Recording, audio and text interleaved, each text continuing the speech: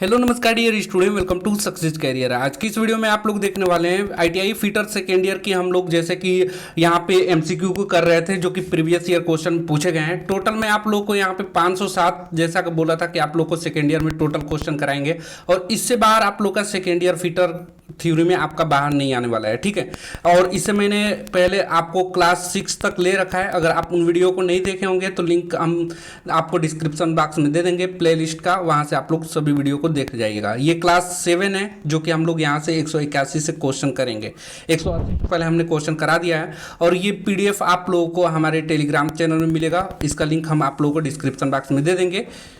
और देखिए, आईटीआई की तैयारी कर रहे हैं, ठीक है। आप फर्स्ट ईयर सेकेंड ईयर या कोई भी आईटीआई से रिलेटेड तैयारी कर रहे हैं, तो आप सक्सेस करियर मोबाइल ऐप को जरूर डाउनलोड कर लीजिएगा। यह सक्सेस करियर मोबाइल ऐप आप लोगों को आल टेक्निकल एग्जाम कोर्स के लिए यहाँ पे आप लोगों को मिल जाएगा, फिर आईटीआई कोर्सेज मिल जाएगा। तो अभी आप लोगों को आईटीआई कोर्सेज को ज्वाइन करना है यदि आप आईटीआई सीबीटी एग्जाम की तैयारी कर रहे हैं।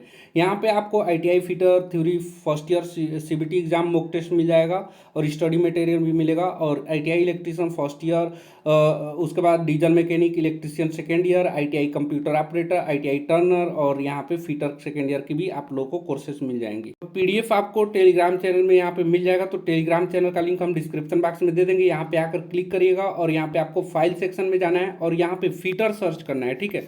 तो फिटर से रिलेटेड जितने भी आप लोग को पीडीएफ है आपके सामने आ जाएगा। जैसे यहाँ पे देखेंगे first semester, second semester, third semester सभी आपका आ जाएगा। साथ में यहाँ पे सीबीटी एग्जाम में जो हुआ है वो भी आप लोग को पीडीएफ यहाँ पे देखने को मिलेगा।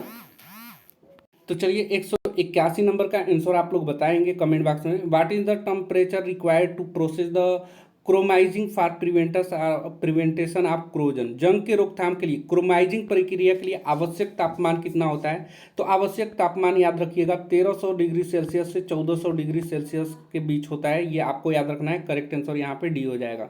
नेक्स्ट क्वेश्चन बढ़ते हैं 182 नंबर। दिया which metal has high resistance to chemical reaction. किस धातु में रासायनिक प्रतिक्रिया के लिए उच्च प्रतिरोध हाई रेजिस्टेंस होता है?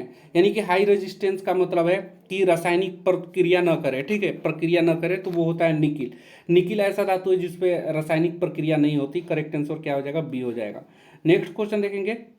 यहाँ पे 183 नंबर दिया हुआ है कि what is the name of part x. X के रूप में यहाँ पे छोटा सा बॉल के अंदर एक छोटा सा बिंदु आप लोगों को दिखाई दे रहा है, उसी का नाम पूछा हुआ है। तो ये क्या है? तो ये देखिए, ये बड़ा बड़ा जो बॉल बना हुआ है ना यहाँ पे, इसको सेपरेट करने के लिए बाल सेपरेटिंग गेज है। करेक्ट आंसर क्या हो जाएगा? डी हो जाएगा। नेक्स्ट क्वेश्चन देखेंगे। 184 नंबर आपके सामने है, दिया हुआ है which bearing material is used for light loading and low speed lubric application. Light loading और कम गति के एप्लीकेशन के लिए कौन सी बियरिंग सामग्री का उपयोग किया जाता है? तो कौन सी बियरिंग सामग्री का उपयोग किया जाता है? तो वो है कास्ट आयरन। कास्ट आयरन ऐसा धातु है जिसका वजन लोड क्या होता है? कम होता है, और ये कम गति एप्लीकेशन के लिए उपयोग किया जाता है, और बियरिंग का काम करता है, ठीक है। और कास्ट आयरन एक ऐसी धातु है जो ब्रिटल होता है, यानी कि भंगुर होता है। ये याद रखना है। ये ऑप्शन यहाँ पे सही हो जाएगा। 185 नंबर का क्वेश्चन देखेंगे। What is the disadvantage of thrust बाल बियरिंग। थ्रस्ट बाल बियरिंग का नुकसान क्या है, ठीक है, यानी कि डिसएडवांटेज क्या है?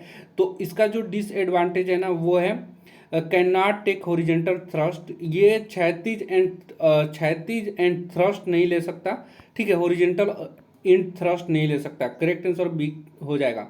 बाकी थ्रस्ट बाल बियरिंग वर्टिकल ले सकता है, ठीक है। नेक्स्ट क्वेश्चन देखेंगे। अगला देखिए, दिया है why deep groove type of ball races provided in the ball bearing. Ball bearing में क्यों गहरे ग्रूव वाले बॉल रेसेस प्रदान किए जाते हैं? तो ये इसलिए किया जाता है क्योंकि एक्सियल थ्रस्ट को सहने के लिए इस्तेमाल किया जाता है। Withstand axial thrust. Correct answer हो जाएगा। नेक्स्ट क्वेश्चन देखेंगे।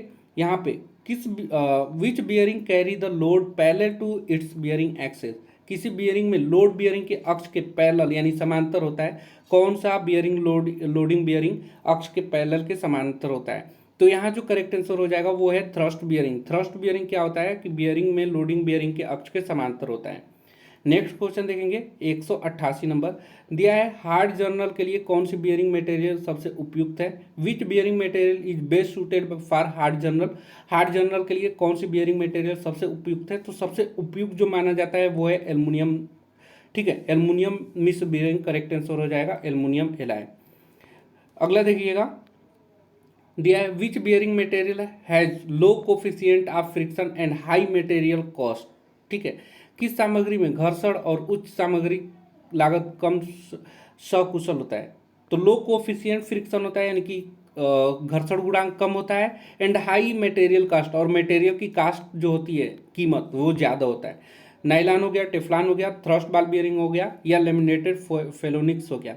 तो यहाँ जो करेक्ट आंसर हो जाएगा टेफ्लॉन, यहाँ करेक्ट आंसर हो जाएगा। ये जो है लो कोफिशिएंट यानी कि घर्षण गुणांक कम होता है, और इसका कास्ट जो होता है हाई होता है। नेक्स्ट क्वेश्चन देखेंगे, 190 नंबर दिया है which type of bearing use for taking high axial thrust load. अब उच्च अक्षीय thrust load, high axial thrust load लेने के लिए किस प्रकार की बियरिंग का उपयोग किया जाता है। तो ये बियरिंग जो इस्तेमाल किया जाता है वो है tapered roller bearing, correct answer हो जाएगा। ठीक है, नेक्स्ट क्वेश्चन देखेंगे 191 नंबर दिया है what is the name of bearing. इस बियरिंग का नाम आपको बताना है, ये कौन सा है, स्प्लिट बियरिंग है, या सॉलिड बियरिंग है, या थ्रस्ट बियरिंग है, या जनरल बियरिंग है। तो देखिए यहाँ पे जो ये सॉलिड दिखाया गया है सॉलिड बियरिंग, इसलिए इसका नाम क्या होगा, सॉलिड बियरिंग, करेक्ट आंसर हो जाएगा। नेक्स्ट क्वेश्चन देखेंगे 192 नंबर दिया है what is the name of bearing. इस बियरिंग का नाम क्या है। ये बियरिंग आपको जो दिखाया गया है, ये बॉल बियरिंग है, या रोलर बियरिंग है, या थ्रस्ट बियरिंग है, या जनरल बियरिंग है। तो यहाँ देखेंगे गौर से, इसमें नहीं बाल बाल इस्तेमाल हुआ है, इसलिए ये बाल बियरिंग नहीं हो सकता। रोलर भी इस्तेमाल नहीं किया गया है, और जनरल बियरिंग भी नहीं इस्तेमाल किया गया है। इसे हम लोग बोलते हैं थ्रस्ट बियरिंग, जो कि वर्टिकल आपको दिखाई दे रहा है। नेक्स्ट क्वेश्चन देखेंगे 193 number what is the name of bearing. इस बियरिंग का नाम आपको बताना है। तो इस बियरिंग का नाम क्या है, यहाँ पे आपका ऑप्शन है स्प्लिट बियरिंग। तो ये स्प्लिट बियरिंग है, देखिए अलग अलग दो पार्ट्स में मिलकर बनाया है, ऊपर का आधा पार्ट और नीचे का आधा पार्ट, इसलिए इसे हम लोग बोलते हैं स्प्लिट बियरिंग। करेक्ट आंसर क्या हो जाएगा, ए हो जाएगा। नेक्स्ट क्वेश्चन देखेंगे 194 नंबर, यहाँ पे देखिए what is the part mark as X in the bearing. यहाँ पे एक्स जो पार्ट दिखाया गया है ये क्या है, ठीक है, आपको बताना है। यहाँ पे ये आउटर रेसेस है, बाल केजेस है, इनर केजेस है, या रोलर एलिमेंट है। ठीक है, तो यहाँ पे जो दिखाया गया है ये जो दिखाया गया है ये इनर केज है, बाल बाल केज का। ठीक है, तो करेक्ट इनर रेसेस से करेक्ट आंसर हो जाएगा सी। नेक्स्ट क्वेश्चन देखेंगे विच type of bearing use for very heavy radial load. किस प्रकार का बियरिंग का उपयोग बहुत भारी रेडियल भार के लिए किया जाता है। तो ये किया जाता है किसके लिए, तो ये किया जाता है डबल रो रोलर बियरिंग, जो कि बहुत भारी जो रेडियल भार है उसके लिए हम लोग डबल रो रोलर बियरिंग का इस्तेमाल करते हैं। नेक्स्ट क्वेश्चन देखेंगे 196 दिया है किस प्रकार का बियरिंग अक्षीय थ्रस्ट के साथ साथ रेडियल भार उठाने के लिए बनाया जाता है। तो देखिए यहाँ पे ध्यान देंगे, अक्षीय थ्रस्ट के साथ साथ आपका रेडियल भार भी उठाने के लिए बनाया गया है। वो बियरिंग कौन सा है, तो वो बियरिंग होता है एंगुलर कंटेक्ट बाल बियरिंग, करेक्ट आंसर डी हो जाएगा। नेक्स्ट क्वेश्चन देखेंगे what is the name of instrument. इस इंस्ट्रूमेंट का नाम आपको बताना है। ये डेप्थ वर्नियर गेज है, या वर्नियर हाइट गेज है, या क्लैंप टाइप हाइट गेज है, या height gauge with slip gauge holder है। तो यहाँ जो 197 का करेक्ट आंसर हो जाएगा ना, ये देखिए इसमें स्लिप गेज यूज किया गया है। क्या यूज किया गया है, स्लिप गेज यूज किया गया है। तो height gauge with slip gauge holder के साथ इस्तेमाल किया गया है। तो करेक्ट आंसर क्या हो जाएगा, डी हो जाएगा। नेक्स्ट क्वेश्चन देखेंगे, यहाँ पे 197 98 वाला गायब है क्या, हाँ 198 गायब है, चलिए मिस स्पेल्ड है, उसको आगे वाले क्वेश्चन में हम करा देंगे। यहाँ पे देखिए 199 नंबर किस प्रकार के बियरिंग धातु में स्वयं से स्नेहक नहीं होता है। तो बियरिंग धातु में स्वयं से स्नेहक नहीं होता है व्हाइट मेटल में, सिंटर्ड आयल में, एल्युमिनियम एलॉय में, या कैडमियम बेस्ड एलॉय में। ठीक है, ये बहुत ही अच्छा क्वेश्चन है। देखिए जो सिंटर्ड एलॉय है ना, इस बियरिंग धातु में स्वयं से स्नेहक यानी कि लुब्रिकेंट सेल्फ लुब्रिकेशन नहीं होती है। बाकी व्हाइट मेटल में, एल्युमिनियम में, कैडमियम बेस्ड एलॉय में, इन सभी में आप लोग का सेल्फ बियरिंग धातु में सेल्फ लुब्रिकेशन होता है। ठीक है, करेक्ट आंसर हो जाएगा यहाँ पे सिंटर्ड एलॉय जो होता है इसमें सेल्फ लुब्रिकेटेड नहीं होता है। नेक्स्ट क्वेश्चन देखेंगे 200 नंबर दिया हुआ है which bearing is use the limited space. जहाँ पे सीमित जगह होती है किस प्रकार का बियरिंग का इस्तेमाल किया जाता है। तो ये वहाँ नीडल बियरिंग का इस्तेमाल किया जाता है, नीडल बियरिंग करेक्ट आंसर हो जाएगा। नेक्स्ट क्वेश्चन देखेंगे दिया है which bearing loading is at right angle to the bear axial. कौन सी बियरिंग में लोडिंग बियर अक्ष के समकोण पर होता है। तो अक्ष के समकोण पर होता है वो है जनरल बियरिंग, करेक्ट आंसर हो जाएगा बी। नेक्स्ट क्वेश्चन देखेंगे 202 नंबर दिया है which type of bearing has provision for wear adjustment, which type of bearing has provision wear adjustment.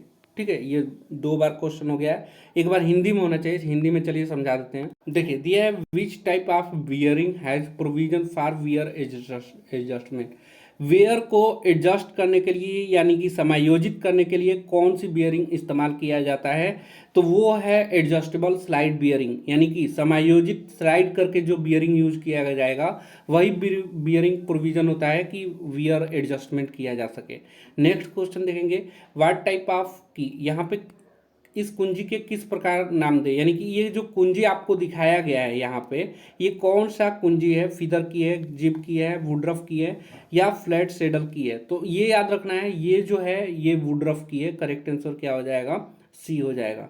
Next question देखेंगे, दिया है which part of ball bearing do not rotate along the bearing assembly, ball bearing का कौन सा हिस्सा bearing assembly के साथ नहीं घूमता है, तो ये बियरिंग असेंबली के साथ आउटर रेसेस नहीं घूमते हैं, करेक्ट आंसर क्या हो जाएगा, सी हो जाएगा। नेक्स्ट क्वेश्चन देखेंगे, why extra clearance is provide between bearing and journal in the aluminium alloy bearing, aluminium alloy मिश्र धातु में बियरिंग और जर्नल के बीच अतिरिक्त क्लियरेंस यानी कि जो थोड़ा सा जगह दिया जाता है वो क्यों दिया जाता है, तो वो जगह इसलिए दी जाती है कि हाई थर्मल एक्सपेंशन पर काबू पाने के लिए। अब हाई थर्मल एक्सपेंशन क्या है, देखिए जब एल्युमिनियम या इसके धातु को हम लोग गर्म करते हैं ना, गर्म करते हैं तो ये एक्सपेंशन होता है, ठीक है, यानी कि विस्तार होता है। इसमें 3 तरह की विस्तार होती है, पहला लीनियर रेखीय प्रसार होता है, दूसरा जो है क्षेत्रीय प्रसार होता है और तीसरा आयतन प्रसार होता है। ठीक है, उसी को हम लोग थर्मल एक्सपेंशन बोलते हैं और एल्युमिनियम सबसे ज़्यादा एक्सपेंशन करता है, इसलिए करेक्ट आंसर क्या हो जाएगा, डी हो जाएगा।